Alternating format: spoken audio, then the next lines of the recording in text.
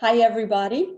I'm Marsha Egan, and welcome to Work at Home Strategies and Insights for the COVID-19ers. I'm really happy to be here with you today. I was actually amazed at how many people signed up for this webinar. A whole lot of you, many friends, many old friends. Some of you may know who I'm talking about. And I'm just very excited to be able to give back just a little bit. As many of you may know, I'm from Nantucket, and we have a real community there, and they put out an APB for face masks, and I don't sew, and I was racking my brain with how I could help during this crisis, and I realized that after working from home for, yes, it's been 15 years, my global headquarters of the Egan Group are in my home, and I love it there. And I have coached a lot of different people on many success strategies, and many of them deal with how to manage yourself and how to get through crises and all of that stuff. So that's why I'm here today. And we have a full hour planned. I'm excited because all of you are going to be able to ask questions by typing in your questions. And you are all going to be muted. And depending on how many questions we get, I may add them to my blog posts or that kind of thing. And I want to make sure that we're answering as many questions as we can. I have a little bit of a schedule set out, and we'll go through that in a minute. And as you have your questions, just type away. There's a little knob at the bottom of your screen that you can use to type in a question. When I was thinking about what we should talk about today, I think the important thing to say to all of you out there is that I want to focus on what is different about working at home rather than dealing with some of the same challenges you might have at home and at work. I've worked with a lot of people on time management, email productivity, and things like that. And some of that is different, but a lot of that can be the same. I'm going to be doing more webinars like this. And so if that's something you'd like to see more of, please just email me. I think my email was all over the information that was sent to you. So today is going to be focused on how you can maximize your time and your efforts and deal with the issues that come along with you being sequestered at home and still having to work. So without any further chatter, I am going to share my screen with you, and we're going to get to the PowerPoint that is ready to go, hopefully. Technology can be a challenge at a time. Look at that, we are on to the PowerPoint, woohoo! All right, so this was you, let's see, March 1st. Was this you, March 1st? Take a look at that nicely put together Lego person at his or her office. And you're organized, you have a routine, it's happy, or it's as good as it's going to get. Well, then COVID-19 happened upon us, and this became you working at home.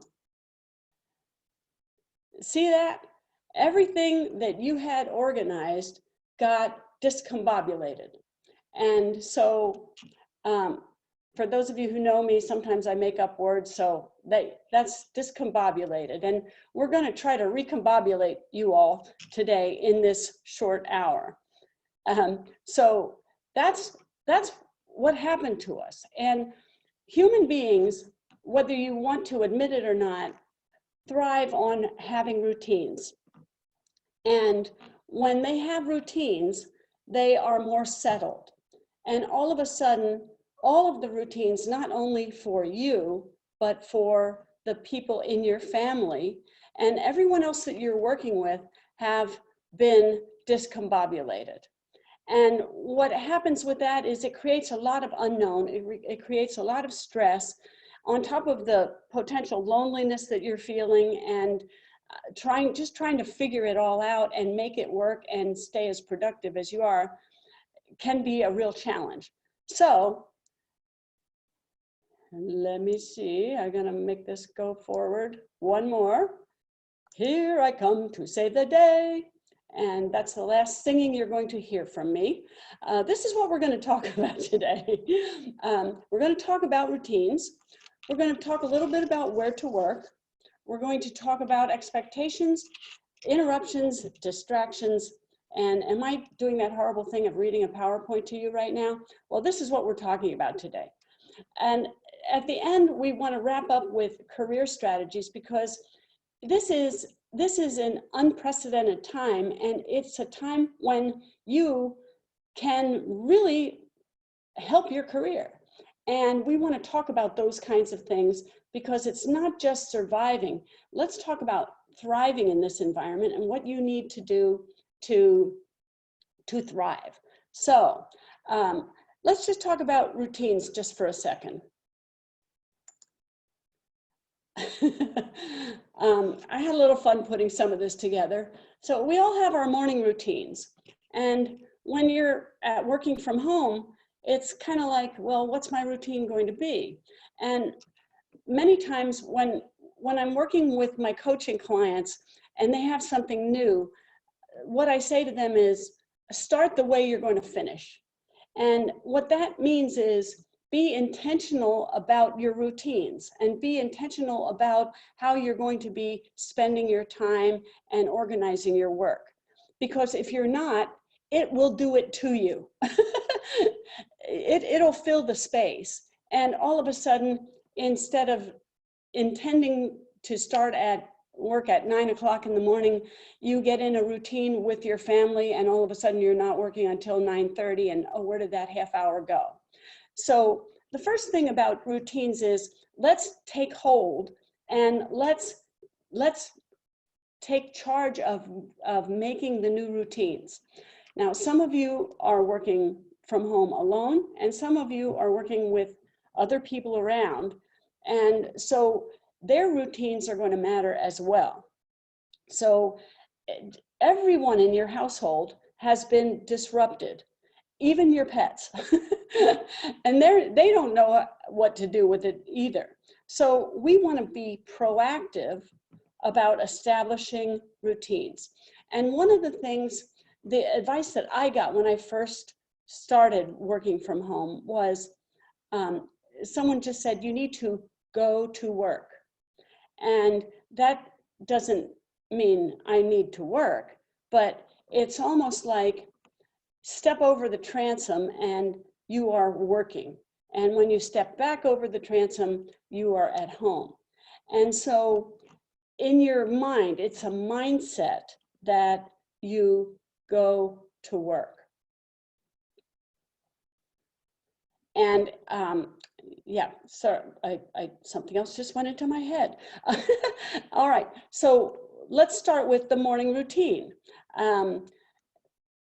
One of my biggest struggles personally was when I went to work, I put on a business suit and I had a whole routine. I had to be out of the house by 7:30 in the morning, and I timed the whole thing, and I had a get ready for work routine. And that's not such a bad thing to do, because if you kind of lounge around and you're there in your pajamas and you say, oh, I better go get something done. Well, I'm not saying that that's a bad thing, but I challenge you to think about, what is it you need to do to go to work? My husband and I both started to work in the same office. It was a spacious office, but we figured out that didn't work at all. And I found another place to go. And it was kind of like a switch flipped when I did that. And so I want to challenge you to think about what you might need to do to go to work. The next thing is, it can be really useful for you to establish your own start and end times. That happens at your place of work, and that can be healthy for you. I'm not advocating that you act like so regimented, because some of the good stuff about working from home is you do have some flexibility, and we want to maximize that as well. So depending on when your workplace is at work and when you want to go to work, it's when I first started working, I said I was going to be at my desk at 8:15 no matter what. And that was actually the time I had previously started work. And if the dishes weren't done, or if I didn't get to put something in the wash that I wanted to and had to run out the door at 7:30, that's the way I approached it. And so if you say to yourself, I must be at my desk at whatever time, and the dishes aren't done, or you see, oh my gosh, I need to remember to do this. And sometimes being at home gives you the false impression that you shouldn't be adhering to some of your routines. So this is what we're talking about with routines. Go to work and quit work. And I'm going to talk about some other things later, but you may have some flexibility in that. And that can be really, really useful. So I guess the other thing that I would say about that is when you were at work, a lot of times people took the lunch hour at a certain time as well.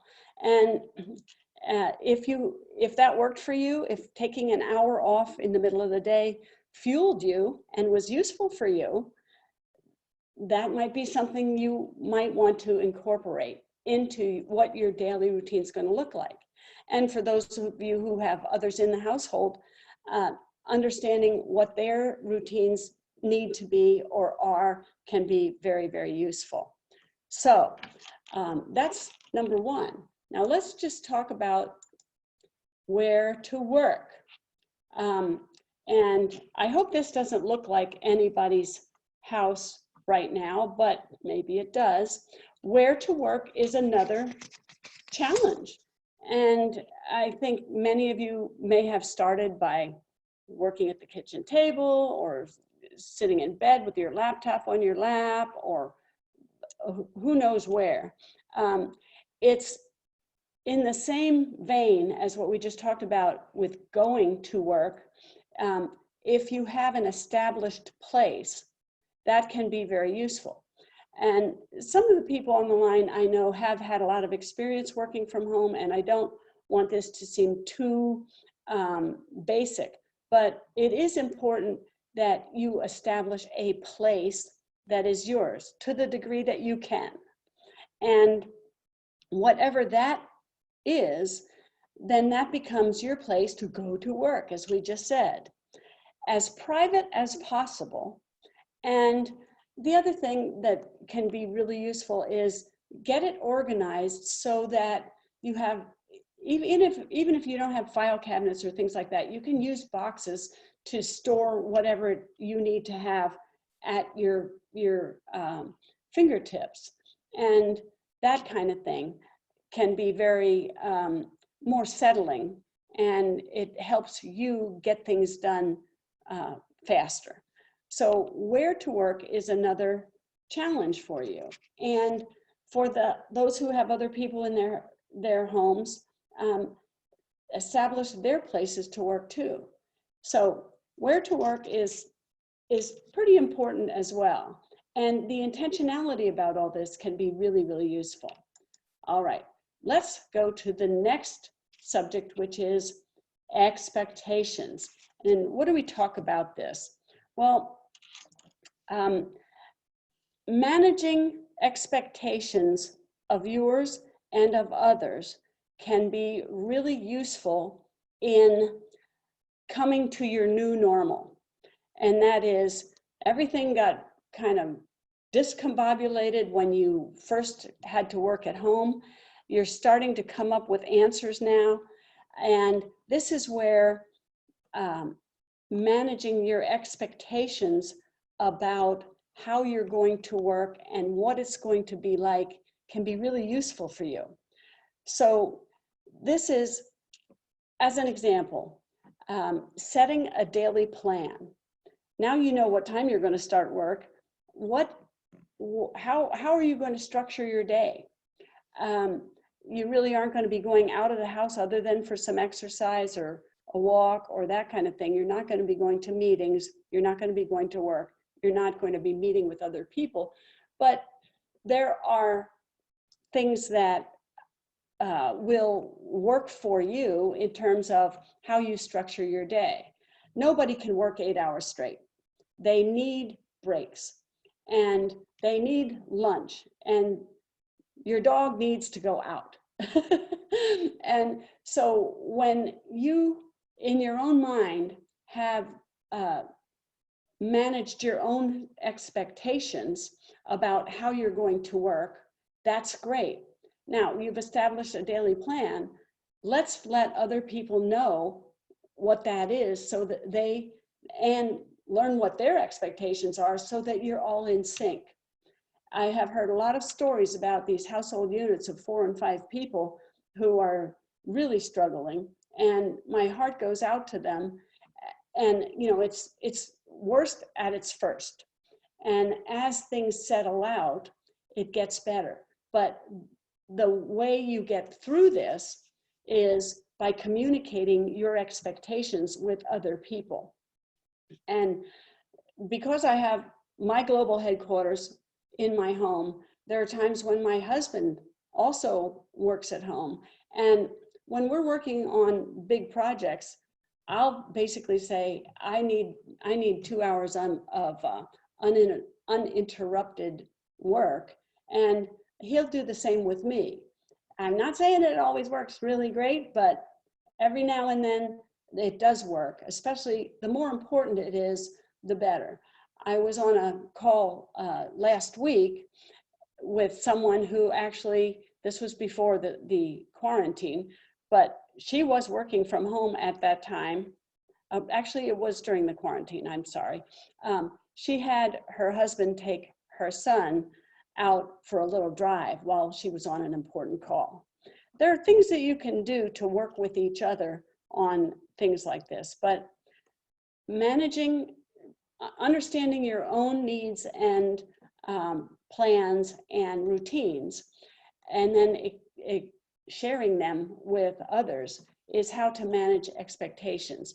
And it just settles everything down. It requires talking. It requires talking. So you need to talk with each other about what's going to work for you.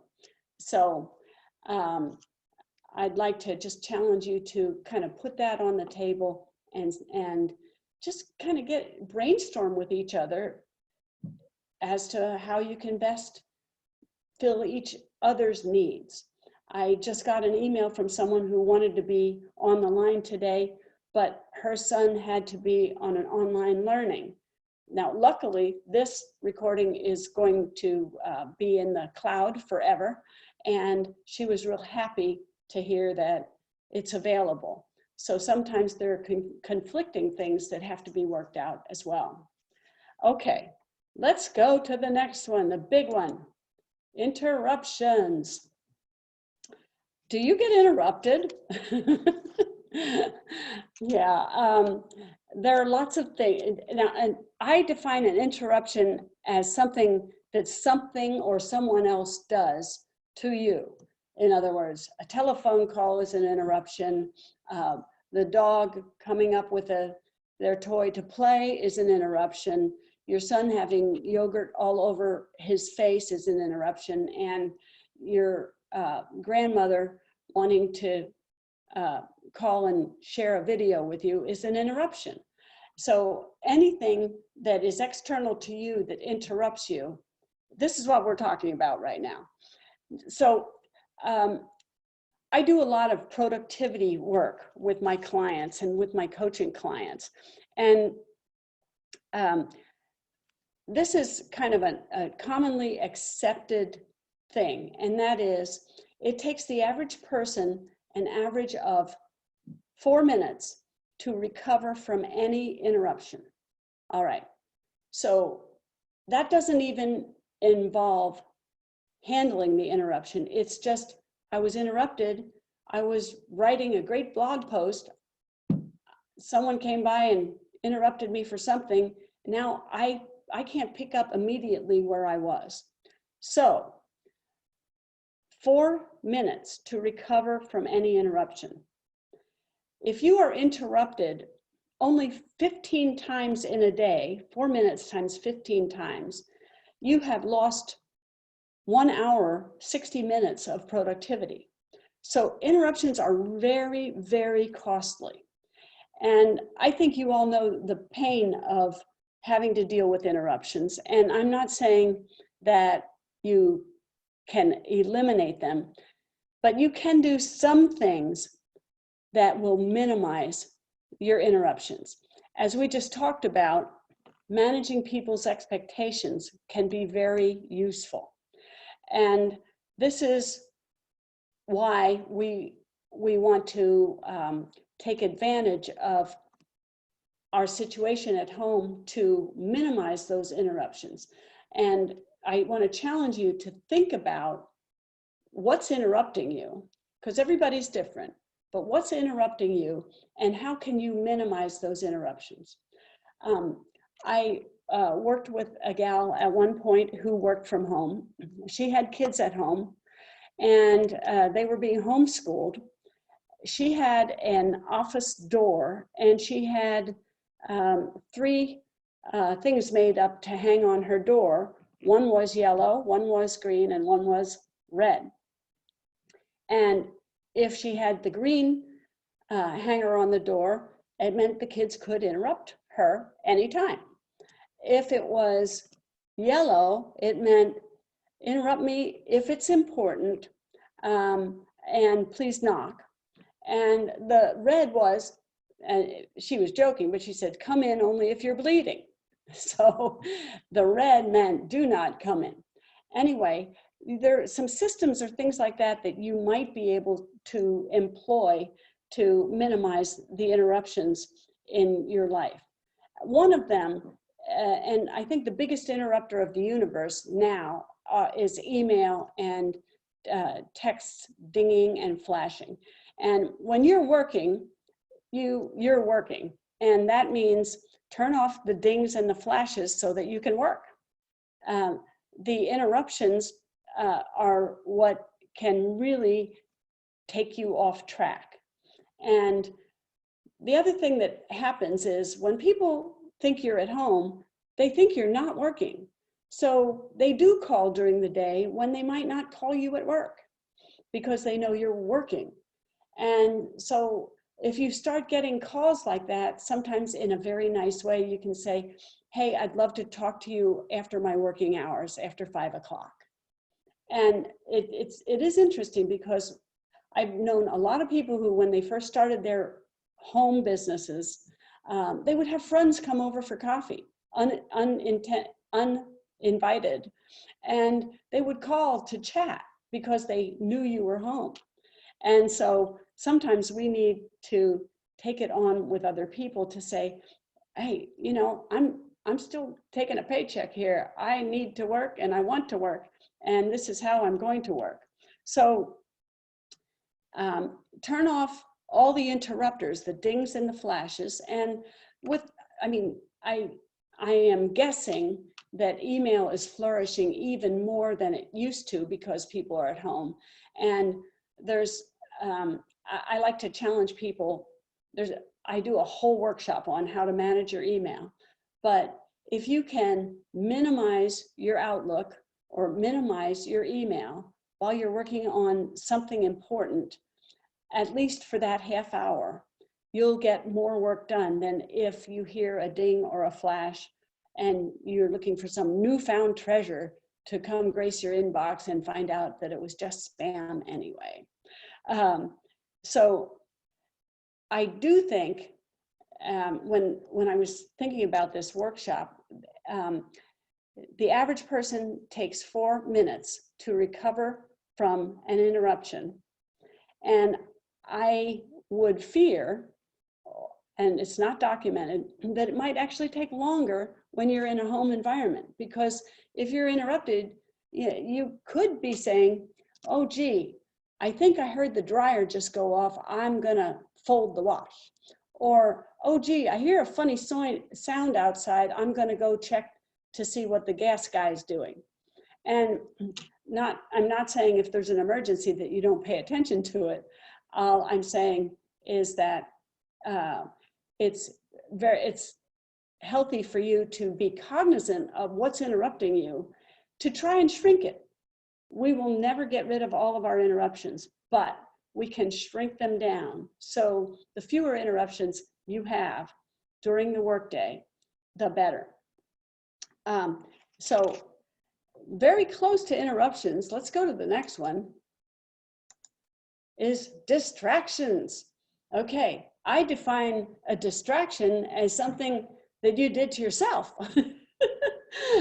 So when you're working, you might say, oh, gee, I think I want to check my Facebook page, or maybe I'm going to take a quick break and do the laundry, or, oh, my dog just got skunked. Well, that's an interruption. That's not a distraction. Sorry. But the distraction could be, oh, I want to go play with my dog. Now, I am not saying that you shouldn't be taking breaks. I'm just saying beware of what is distracting you. And the most important one is the social media piece, because the information is abounding right now about the virus and about everything. People are trying to connect. And so there is a lot going on all of the social media applications. And we can be drawn off. I think everybody here, including myself, you think, I'm just going to check that one thing, and 20 minutes later, you're still not working on what is more important than that. So I want to challenge you to do that. And so as we talk about this, what are you doing that's distracting yourself from your daily plan? And once again, I want to talk about that plan a little bit more in a few minutes, but it's the I'm at work mindset that can be very useful. We talked about going to work. Now, I'm at work. When I'm at work, I'm not on Facebook. Okay, when I'm at work, I'm not doing laundry. And I'm not telling you what to do here. I'm just saying, consider some of these options, because while you are getting a paycheck for working at home, your employer is hoping that you maintain that same amount of productivity and effectiveness. And so, taking that on and saying, I'm working now, and getting into the mindset of, I need to give my employer 8 hours a day. That's when I'm there, I give 8 hours. Today, I'm going to give 8 hours. And what's that going to look like? So that's, and I think that is part of the flexibility that can be very, very useful to you in finding the silver lining from working at home. Because right after I started working at home, I took my dog for a 45-minute walk at lunch because I could. I couldn't do that when I was at work. I was 20 minutes away from the house. There was no way I could take a 45-minute walk with my dog. So there are definitely silver linings here that I want to challenge you to take advantage of. And so instead of a distraction, something intentional that's useful to you.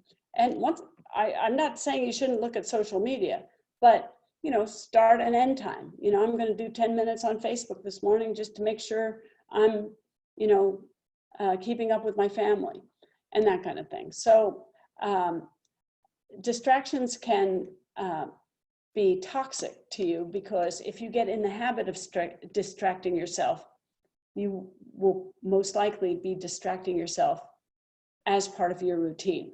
So let's remember, let's start the way we want to finish.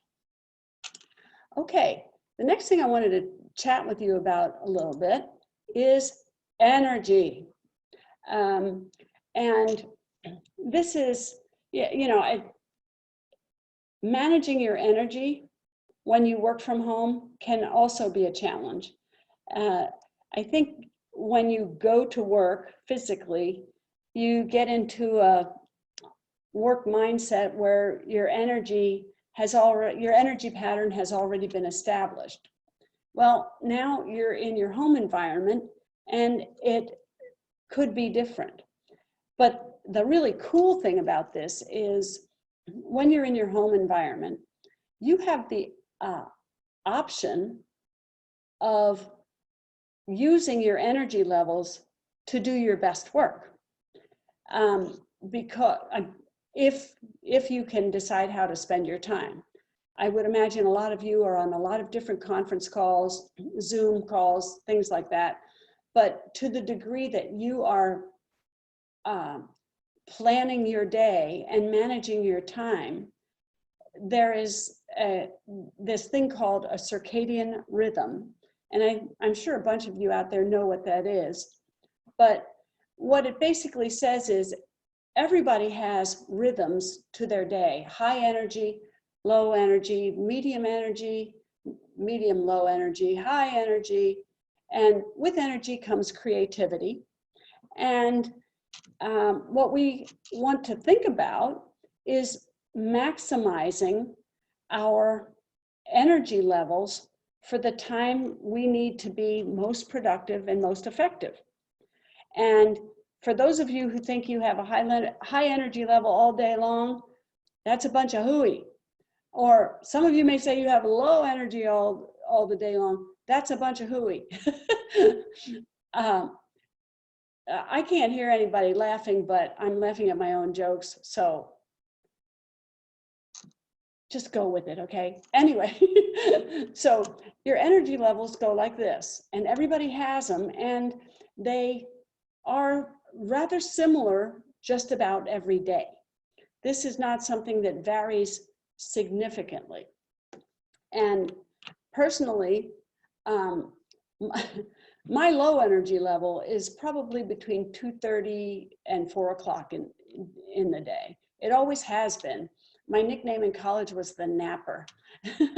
Anyway, so I knew when my low energy trough was, and I also knew when my high energy trough was. For those of you who know me, I think you do know that I'm a morning person, and I can get more done between 7 and 9 in the morning than probably the whole day. And so for you to knowing, if there's a coaching mantra that is know thyself, and the more you know yourself, the better you can manage yourself. So if you know what your energy cycles are, and you can maximize them, and also recognize when your low energy points are, you can make them work for you. On my website, I have a form that I have used in my time management workshops, and it's tracking your energy level. It's kind of a time log and energy log. That's free to you, and there will be a follow-up email to every one of you, and I will also include this link, but it's at my website, marshaegan.com/energy. And if you track 3 days of your energy, you will, if you didn't know what your circadian rhythm was, you'll know. Pick pretty normal days, and you'll see that, let's say, you hear people saying that they're a night person or a night owl or a morning person, or they know. And for you to know, that's important, because that's when you can design, for example, when you start work, and or when you do the more mundane things, you do them at your low energy level, if you have the ability to design your own day. So that's kind of the daily plan kind of thing. So the other thing about energy level, and I alluded to it before, is you need to take breaks. You need to take breaks, because one thing that can happen to the person working from home is, you know, they don't leave home to go to work. They don't leave work to go home physically. And many people who are working from home just work straight through, and they work longer hours. And if that's what you want to do, that's great. But for you to be at the top of your game, breaks are important. And that's why I have a dog. But when you take a break, it needs to be a real break. It means to be, you know, take my brain off of it rather than just walk around the house twice. So you want to take a break where your mind is taken off. You want to get rid of the brain clutter.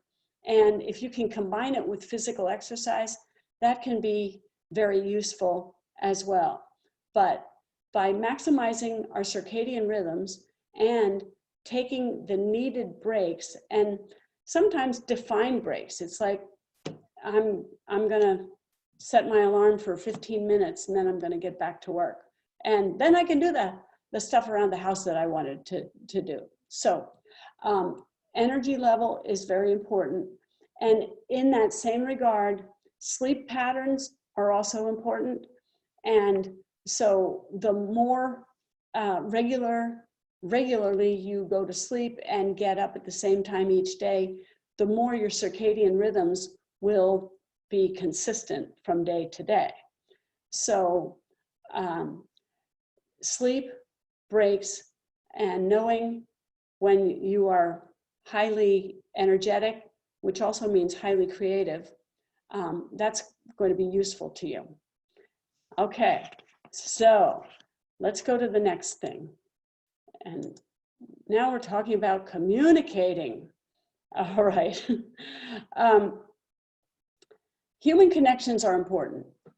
And without going to the office, I think a lot of people mourn the lack of human interaction.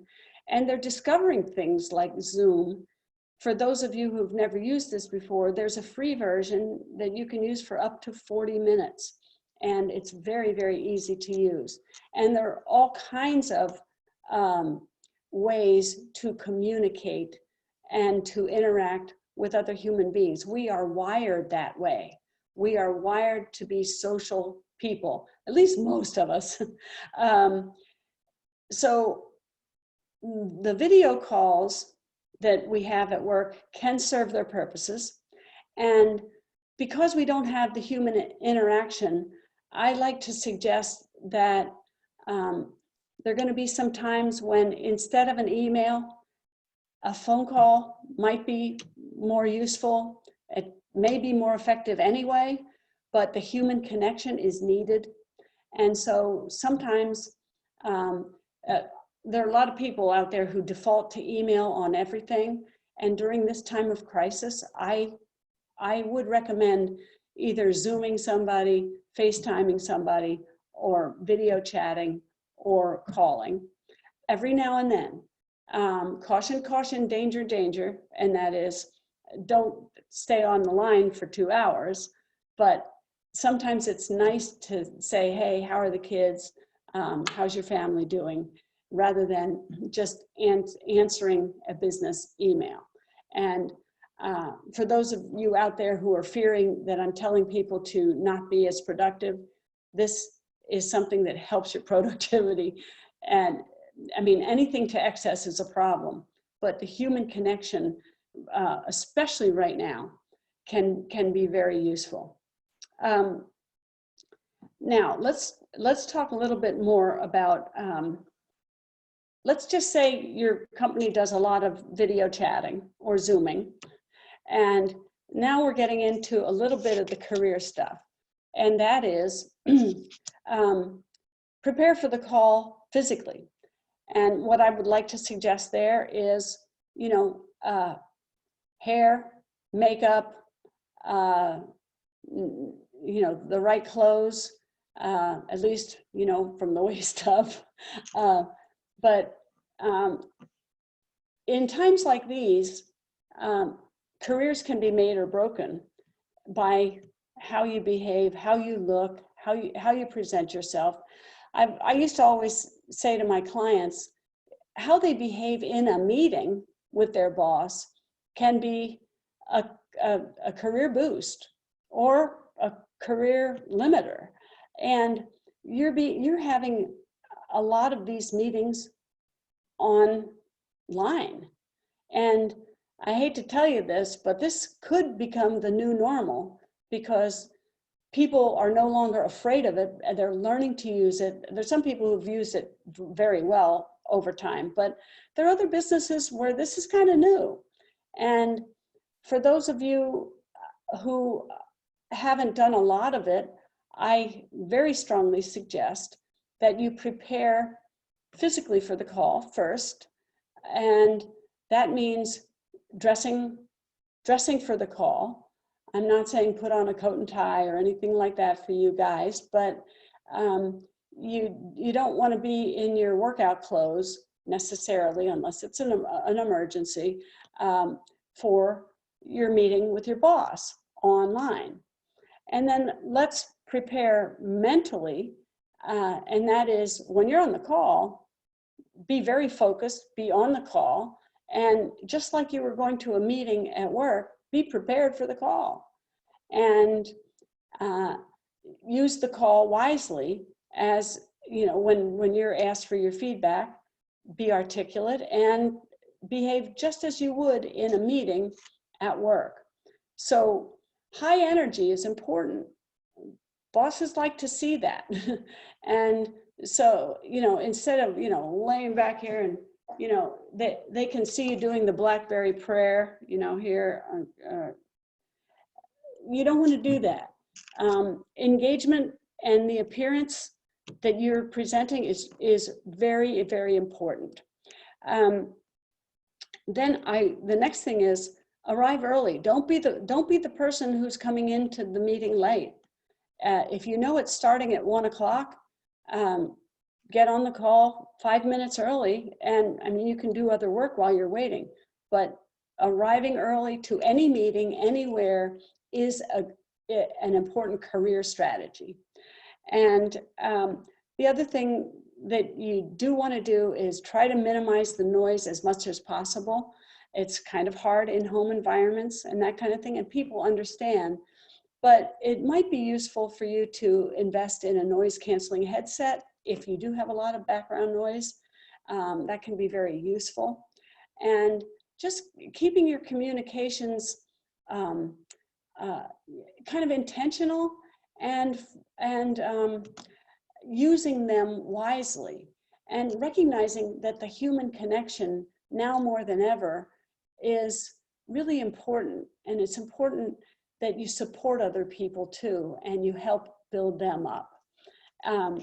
So I don't know if any of you have any questions about all that. And if we have time at the end, I'll start answering your questions. I see if you have come in. So let's go to the next subject, and that is, I call it self-management. And we've talked about that already a little bit, but whoa, that is the wrong one. Oh, I forgot something. That was the right one. This is speaking of communicating. This is where I get a chance to tell you a little bit about, and this is 30 seconds worth of the upcoming, my plans, because I am wanting to do more and more and more online and more virtual things and more webinars. And I am going to be doing at least one monthly webinar. And if you have ideas for things you'd like to see, I would love for you to email them to me. I'm going to be launching something called Marsha's Inner Circle. I was planning it for May, but it might now go to June just because of everything else that's around us. But that's going to contain a number of webinars and a lot of resources for you. And I just wanted to let you know that that's happening.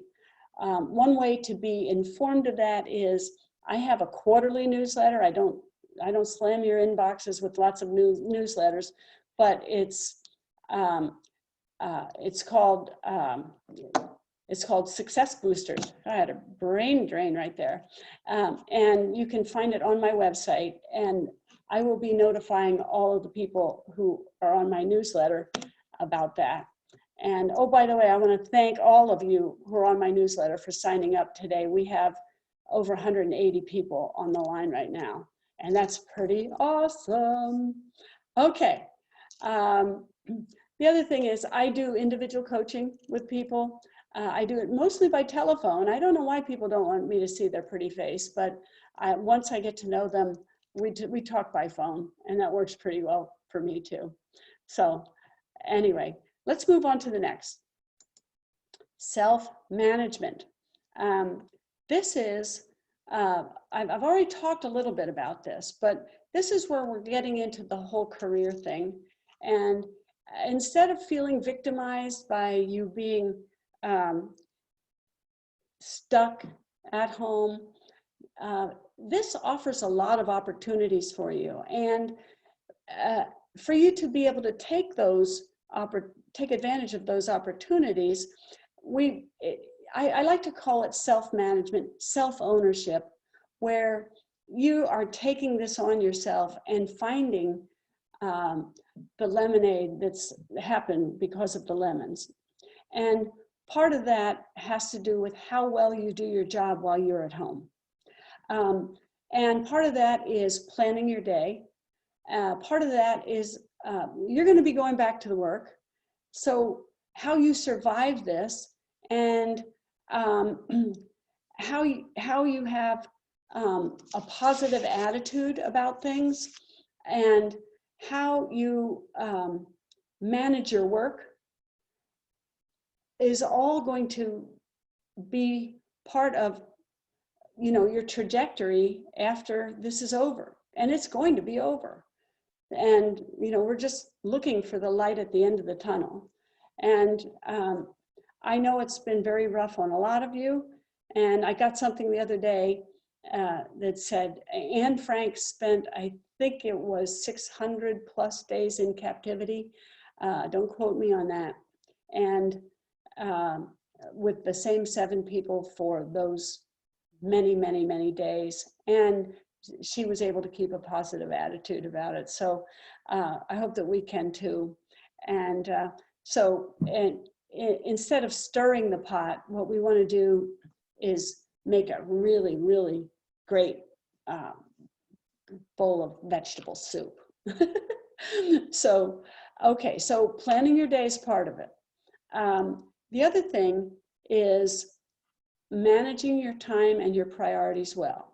Now, this is something that people need to do anyway, whether you're at work or whether you are quarantined. But the way you get your work done and the effort that you are obviously putting into your work and the results that you're getting will be part of your success as we come out of this. And so that does mean working the number of hours you intend to work, managing those distractions, and just making time for what's important and finding the right priorities. And I said I wasn't going to talk that much about things that aren't different between work and home. And that's the same. But managing your priorities for work become critical, and your ability to manage yourself is a key to it, because you don't have a boss looking over your shoulder. You don't have people walking by to see whether you're on your cell phone or not. You know, this is where you can prove to your employer that you can work from home. And there are definite advantages to it. And whether you prove to your employer that you do a great job at it or not, and you get to work at home 2 days a week out of 5. Think about something like that. So, but I just want to challenge you to take it on yourself and to be intentional. That's one of the coaching themes that I work with my clients is intentionality. Be intentional about how you're spending your time and then make it work for you. So let's go to the next one, career strategies. And we've been talking about that, but I just like to challenge you all to give your employer your all. You know, they're going through a lot. They are most likely struggling because of the financial situations that abound, and just give them one less thing to worry about. And I like to say, if you can view every single interaction that you have within your company as a career builder, that can help you become more successful and be part of the solution rather than the problem. And I guess if you look at the two little people on the right graphic there, helping others has always been a great career strategy. Now I believe it's even more important. And so I want to suggest that you work with others, uplift them, don't pull them down, avoid the negative Nellyisms, show leadership in this time. And you know, that means checking in. That means checking in with your boss. That means checking in with your coworkers, and checking in and helping, you know, lift them up as well. And that's what I like to challenge you all with. And one of the words that I like to think about as far as this is concerned is focus. Your ability to focus during this time, your ability to manage yourself and to do good work can be very, very helpful to your careers. So with that, I want to, I'm going to, in 1 minute, I'm going to check out the questions and see if there's some that I can answer for you up until our witching hour of 2 o'clock. And I want to wish you all the luck in the world. I'm sorry for what has happened, but let's make some lemonade out of these lemons. And if I can help you in any way, I have so many free resources on my website. Please don't hesitate. So I'm going to go to the questions right now. And okay. Yep, Sandy, it's nice to be here with you too. Okay.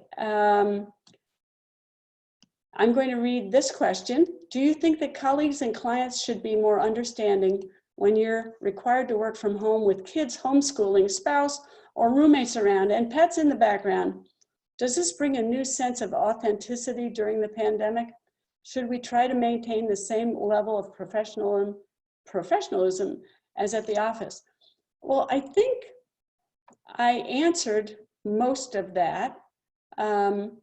And I don't know if you folks can see the screen or not, but sure, people need to understand that this is different. And I mean, I've had situations where my dog has, you know, come up on my lap and shown her head while I'm on a conference call. And yeah, it's actually kind of endearing. It's just, I think managing all those expectations can be the best way to do that. Let's see. Here's another one from Beth. On a positive note, the interruptions of robocalls have stopped. Has anyone else noticed the reduction of robocalls to their cell phones? I can't help you, but I have not gotten any. So there's one person giving you an answer, Beth. Okay. Okay, Kristen, we're enjoying your little jokes, Marsha. Thanks for helping us keep our spirits up. Oh man, well, thank you for that. I appreciate it.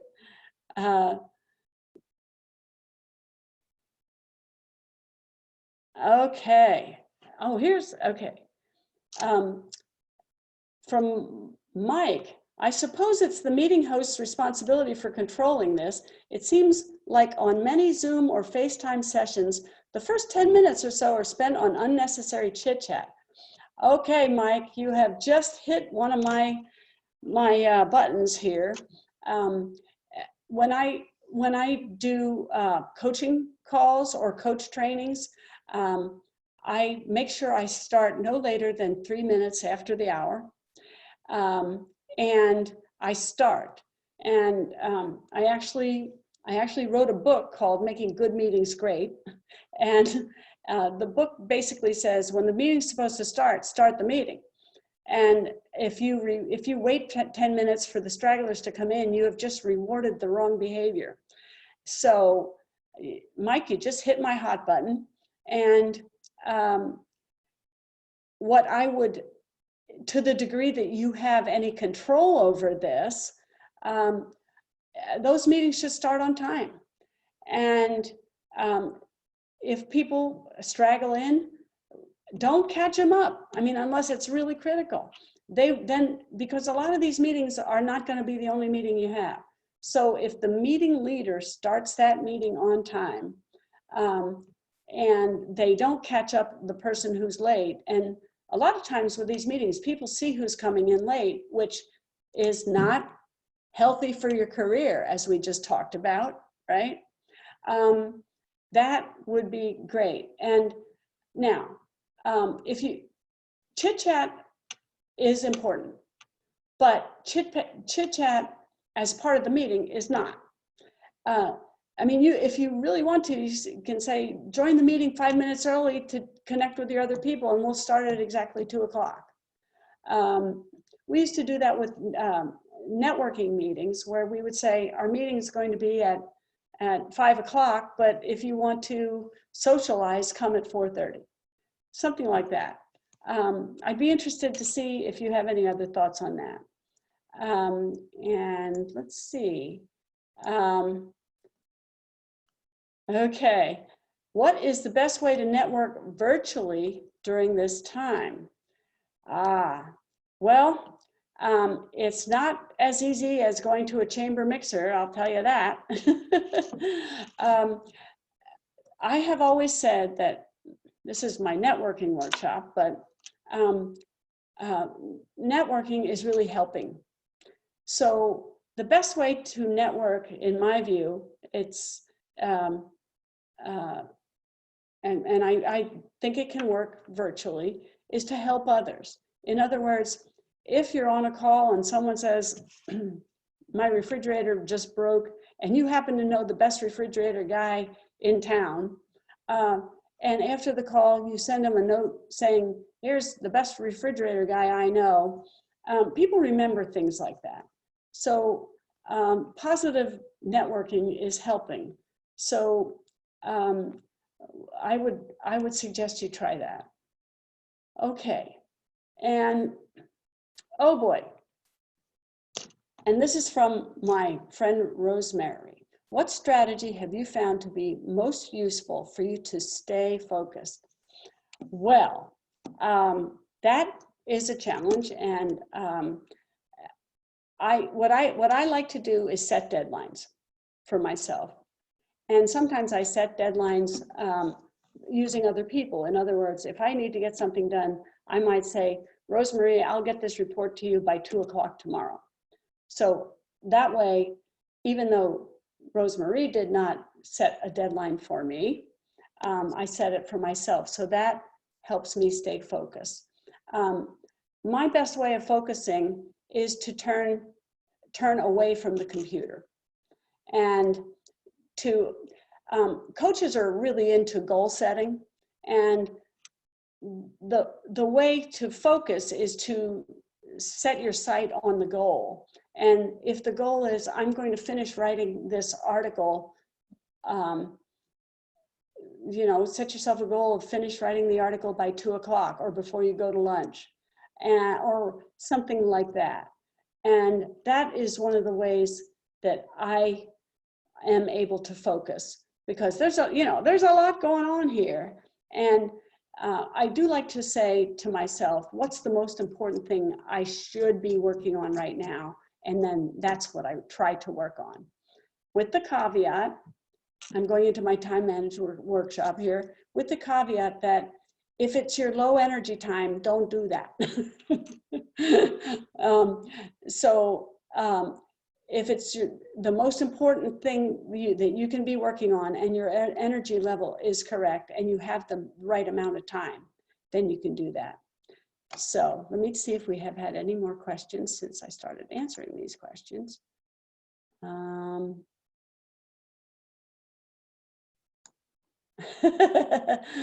Oh, yeah, I have people from my mastermind group on here who are giving me some nice kudos.